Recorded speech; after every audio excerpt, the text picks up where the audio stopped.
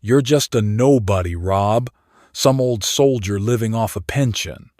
Her venomous words spat across the firelit cabin, each syllable a dagger ripping through my soul. The Muskoka air, once warm with the scent of pine, turned suffocating, her sneer a public execution in our sacred family retreat. Her mother's cruel chuckle stabbed deeper, their eyes gleaming with contempt. My son, my own blood, sat frozen, his silence a betrayal sharper than any bullet I faced in Kabul. My fists clenched, veins burning, heart shattering into 1,000 jagged pieces under their scorn. The pain was unbearable, a lifetime of sacrifice mocked. They thought they'd broken me. They were dead wrong. I'm Robert Mackenzie. I'm 65 years old, and I'll make them choke on their words.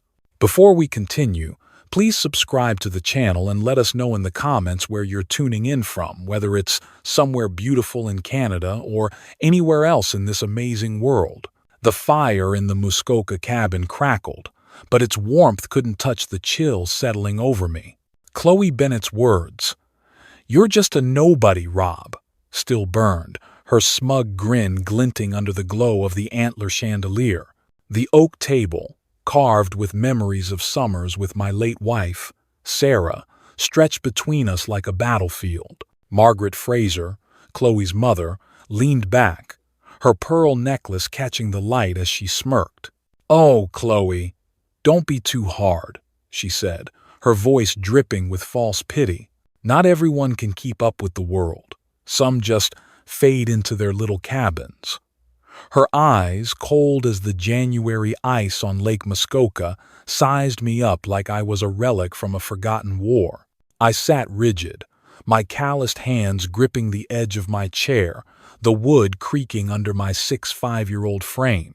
Every taunt was a bullet. But Liam's silence, my own son, sitting just 2 meters away, cut deeper, his head bowed, his fork scraping his plate of maple-glazed salmon. He said nothing. Not a word to defend the father who'd carried him through grief and paid for his degree at the University of Toronto. My chest tightened, a familiar ache from nights in Afghanistan when I'd faced death but never betrayal like this. Chloe tilted her head, her manicured nails tapping the table. "So, Rob, what was it like, shuffling papers at some army desk, dreaming of glory?" Her laugh was a blade, sharp and deliberate. Margaret chuckled, sipping her Okanagan Valley wine. "He probably still polishes his boots, thinking he's a hero." The room spun, their mockery echoing off the cedar walls. My medals, tucked in a drawer 10 meters down the hall, screamed for recognition. I wanted to stand, to roar, but my voice stayed locked, a storm brewing inside. They saw a broken old man. They'd learn soon enough nobody mocks Robert Mackenzie and walks away unscathed. The cedar walls of the Muskoka cabin seemed to close in as Chloe's sneer, "You're just a nobody, Rob," and Margaret's mocking chuckle lingered in the air like smoke. My hands, still gripping the oak chair, trembled with a rage I hadn't felt since the battlefields of Afghanistan. Their words were shrapnel, tearing through the pride I'd buried deep.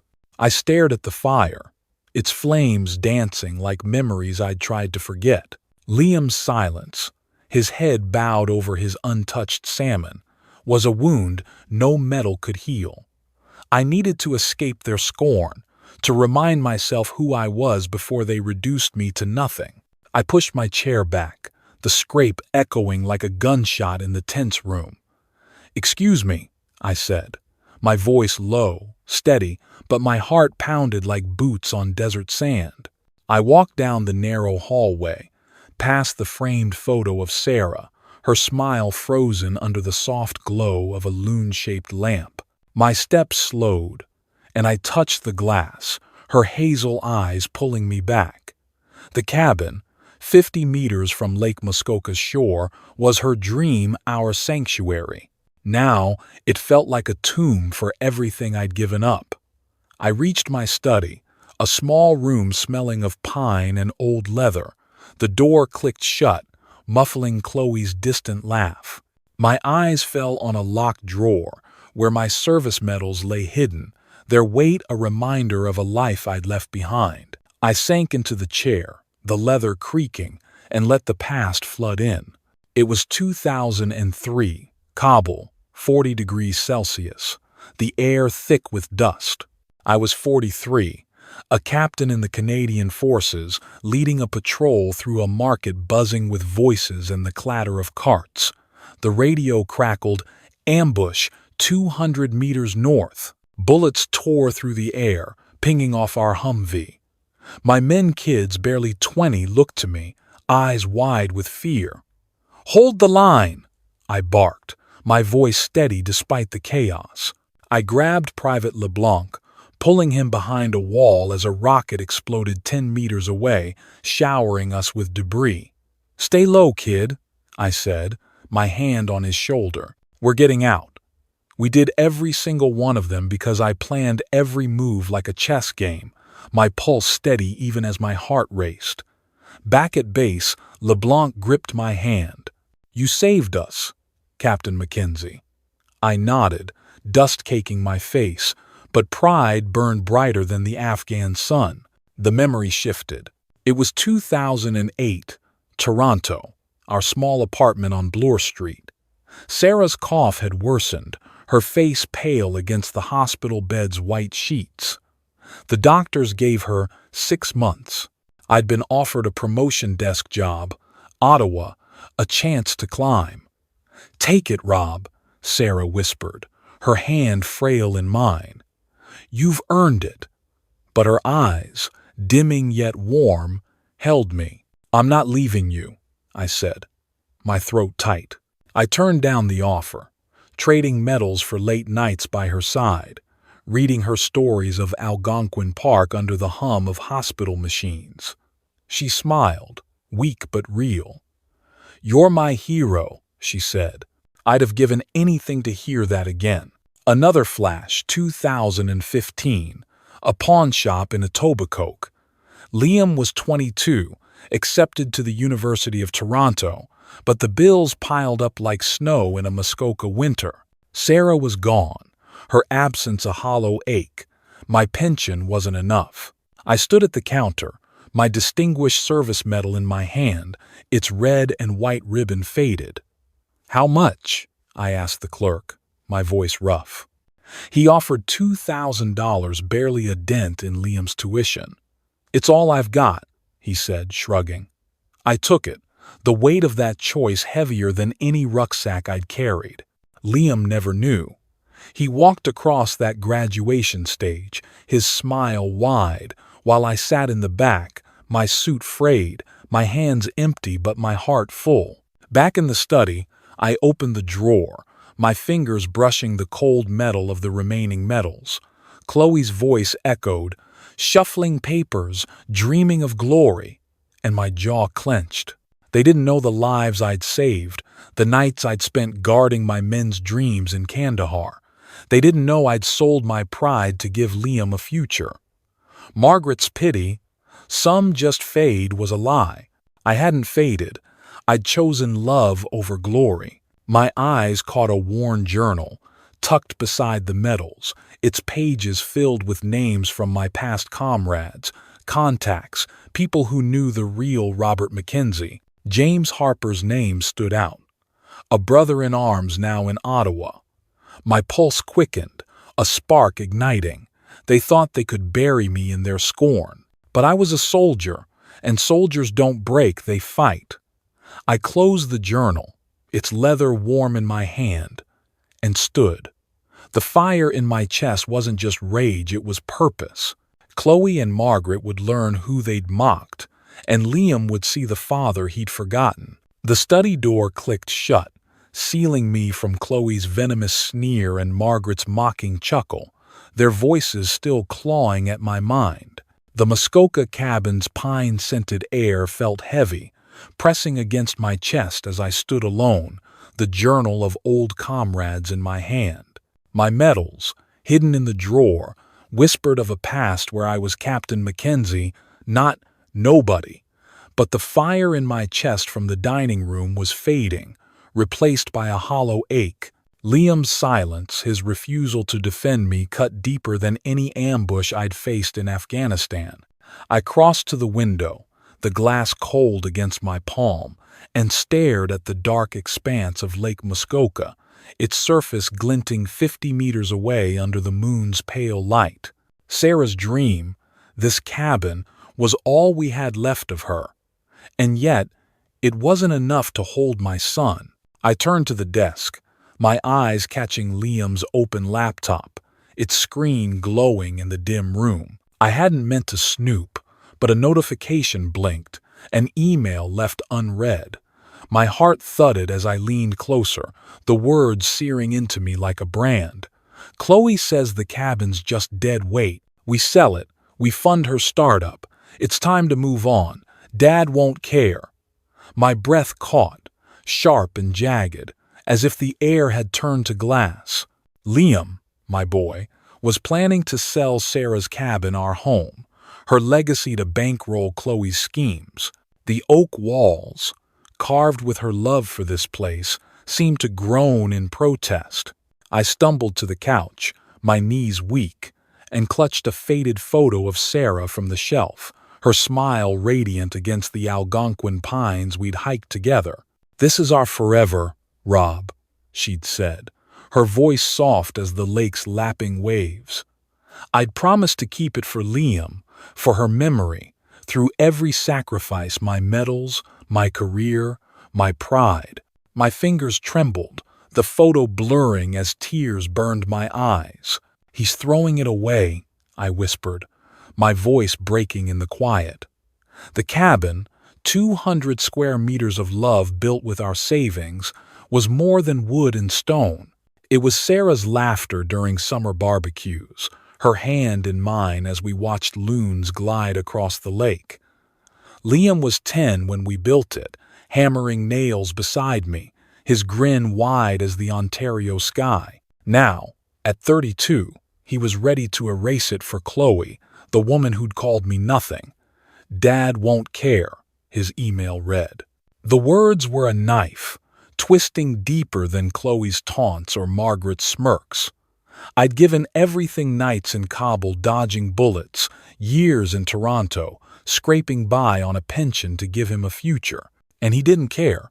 I staggered to the deck, the night air crisp at 5 degrees Celsius, the lake's ripples a mirror to my fracturing heart.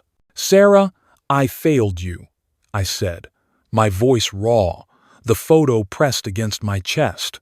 The betrayal was a weight I couldn't carry, heavier than any rucksack in the desert. Liam's choice wasn't just about money, it was a rejection of everything I'd fought for, everything Sarah had loved.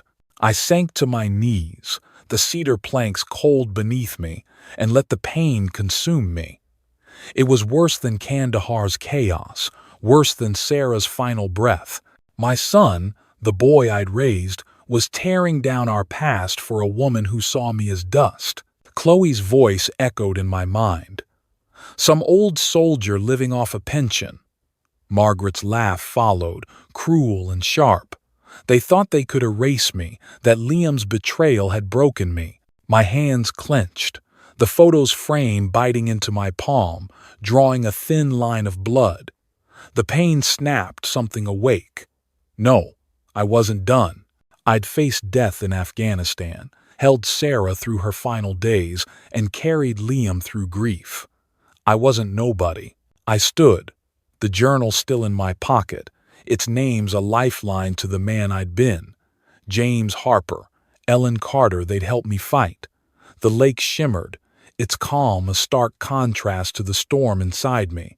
Chloe and Margaret had pushed me to the edge, and Liam's betrayal had shoved me over, but I was Robert McKenzie, and I'd climb back. They'd regret ever crossing me. The Muskoka night clung to me as I stood on the deck, the lake's dark ripples 50 meters away reflecting the storm in my chest. Liam's email, "Chloe says the cabin's just dead weight," had shattered me. But the blood on my palm from Sarah's photo frame woke something fierce. Chloe Bennett's sneer and Margaret Fraser's smug chuckle had pushed me to the edge. Liam's betrayal shoved me over. But I was Captain Robert Mackenzie, forged in the crucible of Afghanistan, and I didn't break, I fought. The journal in my pocket, its pages heavy with names from my past, was my weapon now. I wasn't the nobody they mocked. I slipped back into the study, the pine-scented air grounding me, and opened the journal to James Harper's name. A brother in arms, now in Ottawa, he'd know how to unravel their lies. My pulse quickened, a soldier's Einstein kicking in. I drove 400 kilometers to Ottawa the next morning, the Trans-Canada Highway blurring past as the sun rose over Gatineau Hills. The pub, a weathered spot on Rideau Street, smelled of hops and old wood, its walls lined with hockey jerseys. Jim Harper sat at a corner booth, his gray hair cropped tight, his eyes sharp as ever. "Rob Mackenzie," he said, his voice gruff, raising a pint of Molson. "Didn't expect you crawling out of Muskoka." I slid into the booth, my hands steady despite the fire in my veins. "Chloe and Margaret," I said, keeping my voice low. "They're bleeding Liam dry, Jim. They called me nothing in my own home." His brow lifted, but he didn't interrupt. "What's their game?" he asked, leaning forward, the glass cold in his grip. "Margaret's drowning in debt," he said after a pause, his tone clipped, like briefing a mission. "Second mortgage on her Rosedale mansion, maxed out at $500,000. She's dodging creditors like shrapnel. Chloe's worse, she's tangled with Ethan Roy, a developer with a rap sheet longer than Yonge Street. They're after Liam's trust fund to bankroll a shady condo deal in Toronto." My jaw tightened, Chloe's voice, some old soldier ringing in my ears. Liam's email flashed back, his plan to sell Sarah's cabin for her schemes. "How deep are they in?" I asked, my fingers drumming the table. Jim's eyes narrowed, deep enough to sink if you pull the right thread. He slid a napkin across, scribbled with a name. "Ellen Carter." "She's in Toronto," knew Sarah. "She'll dig deeper." I pocketed the napkin, its edges crisp, a key to their downfall. Back in Muskoka, I called Ellen from the cabin's landline, the receiver heavy as a grenade. The lake sparkled outside, 10 degrees Celsius warming the morning air.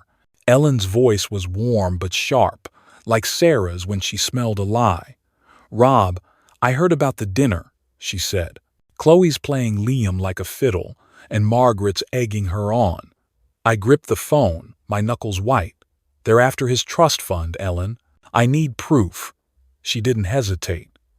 "Meet me at Café Morpheus in Toronto, tomorrow, noon. I've got a contact who's seen Chloe with Ethan Roy. She's not just greedy, she's dangerous." My heart thudded, a mix of rage and purpose. "Set it up," I said. "I want them exposed." I spent the night drafting a letter, my pen scratching under the study's loon lamp. The invitation was simple. Margaret Fraser, guest of honor at a Toronto charity gala for veterans, hosted at the Fairmont Royal York. She'd leap at the chance to preen before Toronto's elite, her ego a trap I'd baited. The paper felt like a fuse, ready to ignite. I sealed it in an envelope, plain and untraceable, and drove 5 kilometers to the postbox under Muskoka's starry sky. The slot clanged shut, the sound sharp as a rifle's bolt. Chloe's sneer, Margaret's pity, Liam's betrayal, they'd lit a fire I couldn't douse. I wasn't just reacting anymore. I was hunting. Ellen's contact would give me Chloe's secrets, and Margaret's gala would be her stage to fall. My hand steadied, the soldier in me awake. They'd mocked me in my own home, but I'd turned their world to ash. Robert Mackenzie wasn't done fighting, not by a long shot. The Toronto skyline glittered beyond the Fairmont Royal York's grand windows, but inside, the air was thick with anticipation and the clink of champagne flutes. I stood in the shadows near a marble pillar, 10 meters from the gala's stage, my heart pounding like a drum in Kandahar. The letter I'd sent Margaret Fraser had worked. She'd taken the bait, strutting into this veterans' charity gala as guest of honor, her emerald gown shimmering under the chandeliers. Her smugness, that same condescension from the Muskoka cabin where she'd called me a faded relic, radiated as she mingled with Toronto's elite. Chloe Bennett hovered nearby, her blonde curls perfect, whispering to Liam, who stood stiff in a rented tux. My son's eyes darted, uneasy, but he hadn't seen me yet.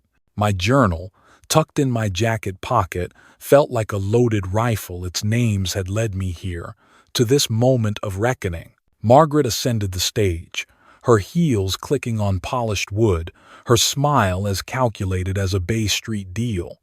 The crowd of 200 hushed, their tailored suits and sequin dresses catching the light. "This cause is dear to me," she declared, her voice smooth, dripping with false sincerity. "I pledge $100,000 to support our veterans." Applause erupted, but I saw the auctioneer's assistant, a young woman in black, frown at her tablet.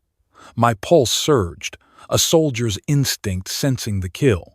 I'd tipped off a contact from James Harper's network, a banker who knew Margaret's accounts were a house of cards, $500,000 in debt, her Rosedale mansion on the brink of foreclosure.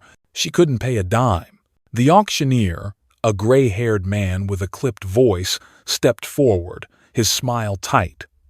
"Mrs. Fraser, there's an issue," he said, his words amplified across the ballroom. "Your payment's been declined." The room froze, the string quartet's notes fading into a stunned silence. Margaret's hand, mid-gesture, trembled, her face flushing redder than a maple leaf in October. "That's impossible," she snapped, her laugh brittle as ice on Lake Muskoka. "Run it again." The assistant shook her head, her tablet glowing with the truth. "I'm sorry, ma'am." Declined. Whispers slithered through the crowd. Overextended, living beyond her means. Each word a dagger I'd sharpened with that letter. Margaret gripped the podium, her knuckles white, her perfect mask cracking like cheap porcelain. Chloe, standing 5 meters away, pulled Liam aside, her face twisted with fury. "This is your father's doing," she hissed, her voice low but venomous, audible to me over the crowd's murmur. "He's dragging us into the mud." Liam's shoulders slumped, his hands raised in weak defense. "Chloe, we don't know that," he muttered, but his eyes flicked toward the stage, doubt creeping in. My chest tightened, his hesitation was a spark of hope, but his loyalty to Chloe still stung like shrapnel. I'd planned this strike, but seeing him caught in her claws hurt more than I'd expected. Margaret's voice broke through, shrill now. "This is a mistake," she barked, her eyes darting to the crowd, seeking allies but finding only judgment. The elite she'd craved turned away, their whispers growing louder, their phones already buzzing with gossip. I leaned against the pillar, my fingers brushing the journal, its leather a steady anchor. This was my doing, my trap, sprung clean. Margaret's empire of appearances, built on borrowed money and borrowed time, was crumbling in front of 200 witnesses. Her humiliation was a fire I'd lit, and it burned brighter than I'd imagined. But it wasn't enough. Chloe's schemes, tied to Ethan Roy, were still a threat to Liam. My gaze shifted to her, her panic a mirror of Margaret's. She'd mocked me as some old soldier, but I was a strategist, and this was just the first salvo. I slipped toward the exit, the oak doors 15 meters away beckoning. The gala's glow faded behind me, but the weight of Liam's doubt lingered. Would he see me now, or would Chloe's lies hold him? I pushed the door open, the Toronto night cool at 8 degrees Celsius, the city's hum a reminder of the next fight. Ellen Carter's contact was waiting, and Chloe's reckoning was coming. I was Robert Mackenzie, and I wasn't finished. The Toronto night was sharp. the city's pulse humming as I drove away from the Fairmont Royal York, Margaret Fraser's public humiliation still burning bright in my mind. Her crumpled face, her desperate cry, "This is a mistake," was a victory. But Chloe Bennett's poison still coiled around my son, Liam. Her words from that Muskoka dinner, "You're just a nobody, Rob," echoed like a taunt. And Liam's email about selling Sarah's cabin for her schemes was a wound that hadn't stopped bleeding. My hands gripped the steering wheel, the journal in my jacket pocket a steady weight, its pages pointing me to Ellen Carter. She'd promised proof of Chloe's treachery, and I was ready to wield it like a bayonet. The 10°C air stung as I parked near Cafe Morpheus on Queen Street West, its neon sign flickering in the dark. Ellen was waiting, her auburn hair catching the glow of a street lamp 5 meters away. My heart thudded, a soldier's instinct honed for the next strike. Inside, the cafe smelled of espresso and cedar, its walls lined with local art. Ellen slid a USB drive across the table, her eyes fierce like Sarah's when she sensed a fight. "Got her," she said, her voice low, urgent. Chloe spilled everything to my contact, thinking he was an investor. "It's all on here." I clutched the drive, its plastic cool against my calloused fingers. "What'd she say?" I asked, my voice steady but my chest tight. Ellen leaned closer, her words sharp as shrapnel. "She's using Liam's trust fund to bankroll Ethan Roy's scam, a condo project in Etobicoke that's all smoke and mirrors. She bragged about it, Rob, said Liam's too soft to see through her." My blood boiled, Chloe's sneer flashing in my mind. I'd saved lives in Kabul, but my own son was blind to her claws. Back in Muskoka, 200 kilometers north, I sat in the cabin study, the loon lamp casting shadows across Sarah's photo. I plugged the USB into Liam's laptop, the screen glowing as Chloe's voice filled the room, cold and calculating. "Liam's trust fund is our ticket," she said, her tone smug.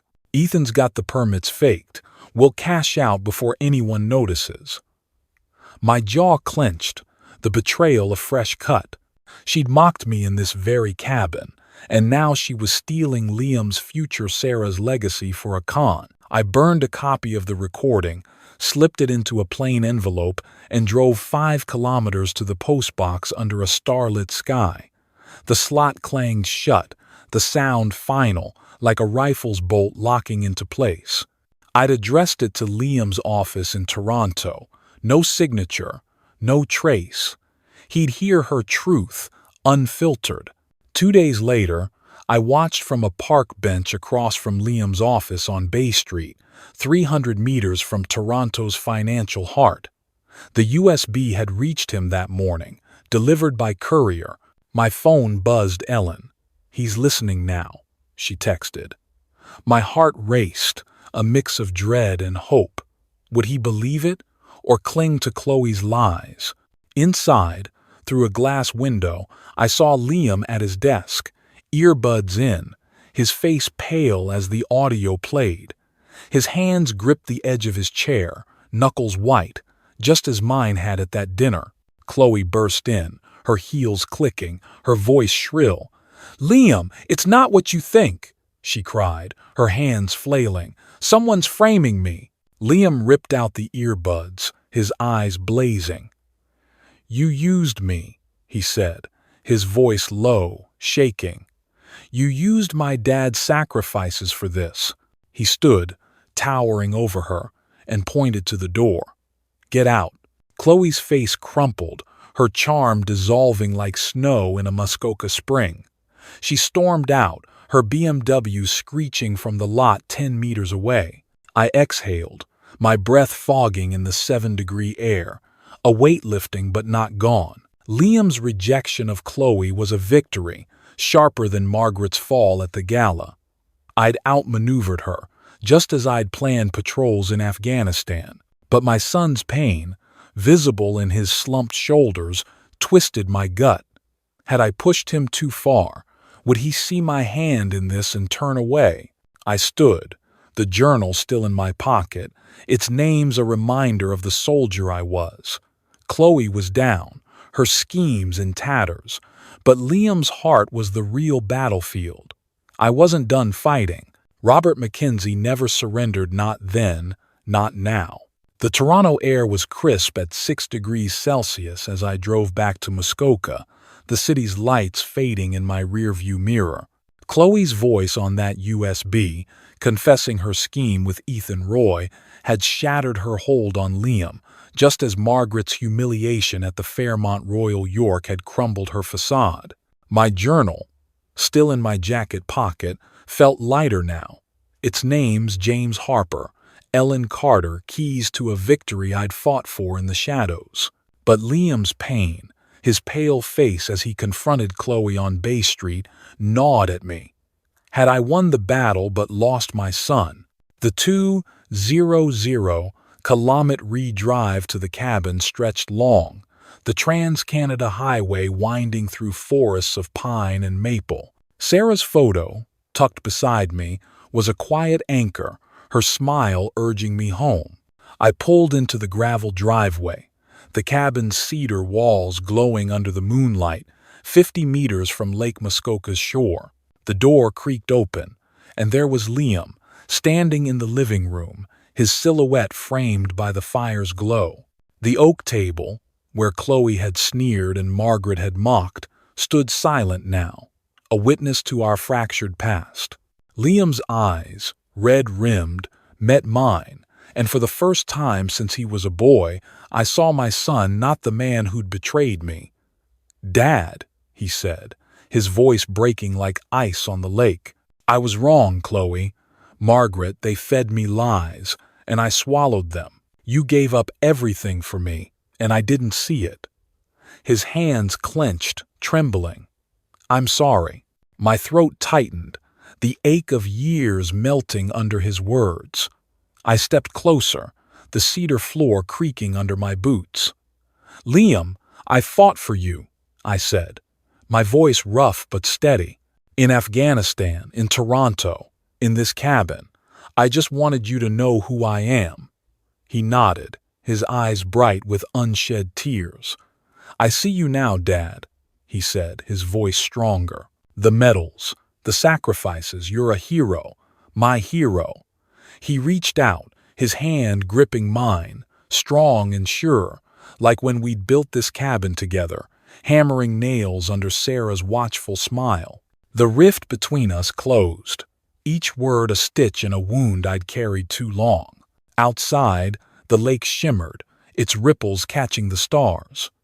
I'd heard whispers from Ellen Margaret was a pariah now, her Rosedale mansion listed for sale, her name blacklisted from Toronto's country clubs. Chloe had fled the city, her engagement to Liam broken, her schemes with Ethan Roy exposed to the press. Their empire of lies, built on my pain, was ash. But the victory wasn't just theirs to lose. Ellen met me the next day at the cabin, her pickup parked 10 meters from the shore. She handed me a folder, her eyes fierce with purpose. "This is for Sarah," she said, her voice warm but resolute. "A plan for a veteran support center, right here in Muskoka. Counseling, training, a place to heal. We'll call it Sarah's Haven." I opened the folder, its pages outlining a 5-hectare plot nearby, a dream to honor my wife and the soldiers I'd served with. "Liam's on board," Ellen added, glancing at him as he joined us, his shoulders squared for the first time in years. "I want to help, Dad," he said, his voice firm. "For Mom, for you, for the vets who need it." My chest swelled, pride mixing with relief. The cabin, Sarah's dream, wouldn't be sold, it would be the heart of something new. I looked at Ellen, her auburn hair catching the sunlight, and nodded. "Let's do it," I said, my voice steady as a soldier's oath, for Sarah. The pain of Chloe's taunts, Margaret's smirks, and Liam's betrayal had carved me raw, But this moment, standing with my son and my friend, planning a legacy, felt like coming home. The lake's breeze carried hope, and I knew Robert Mackenzie wasn't just a survivor. I was a builder, and this was only the beginning. The Muskoka cemetery gate creaked as I pushed it open, the evening air soft with the scent of blooming lilacs, 8 degrees Celsius cooling my skin. Sarah's grave lay beneath a towering maple, its leaves whispering in the breeze, 100 meters from the lake that held her dreams. I knelt, placing a bouquet of daisies, her favorite, against the granite headstone, its surface smooth under my calloused fingers. The pain of Chloe Bennett's sneer, "You're just a nobody, Rob," and Margaret Fraser's cruel chuckle had carved me raw. But their downfall, Margaret's humiliation at the gala, Chloe's exposure on that USB, proved them wrong. Liam's apology, his hand gripping mine in the cabin, had stitched my heart back together. Yet here, with Sarah, I needed to speak the truth. "I did it, love," I said, my voice low, meant only for her. I showed them. Chloe and Margaret are gone. Their lies in ashes. Liam sees me now, really sees me. My throat tightened, the weight of years lifting. We're building Sarah's haven, for you, for the vets who need it. The sunset painted the sky in hues of gold and pink, softening the edges of a world I'd fought to reclaim. I'd been a soldier in Afghanistan, a husband through Sarah's final days, a father who'd sold medals for Liam's future. They'd called me nothing, but I'd proven I was everything for my family, for myself. The lesson hit me like a quiet wave. Your worth isn't defined by others' scorn. Fight for your truth, hold your loved ones close, and let your sacrifices shine. I stood, the daisies glowing in the fading light, and felt Sarah's presence not in the stone, but in the breeze, the lake, the strength I'd carried. Robert Mackenzie wasn't just a survivor. I was a man reborn. If this story touched you, please like it, share your thoughts in the comments, and join our Maple Revenge channel. Your stories, your fights matter. Let's honor them together.